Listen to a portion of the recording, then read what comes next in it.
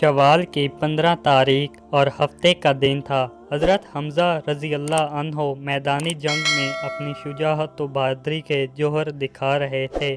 ایک کافر کو قتل کرنے کے بعد جب آپ اس کی ذرا اتار رہے تھے تو آپ کے پیٹ سے ذرا سرک گئی۔ وحشی نے نشانہ باندھ کر ایک چھوٹا نیزہ آپ کے پیٹ میں دے مارا، جو کہ آر پار ہو گیا اور آپ شہید ہو گئے۔ جنگ بدر میں سیدنا حمزہ رضی اللہ عنہ نے جبیر بن مطعم کے چچا کو ہلاک کیا تھا۔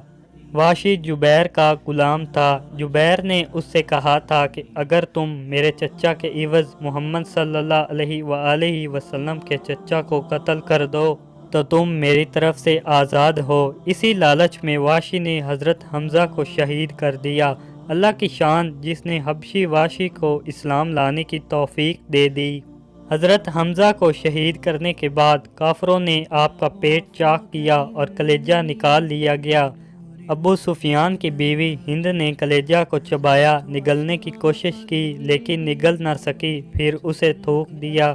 کافر عورتوں نے حضرت حمزہ کے اور دیگر شہداء کے کان ناک کاٹ کر انہیں لڑی میں پرو کر ان کے کڑے بازو بند اور پازیب بنائے اور انہیں پہن کر مکہ میں داخل ہوئیں۔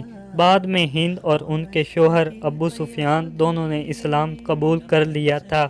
بوقت شہادت آپ کی عمر 54 یا 59 سال تھی۔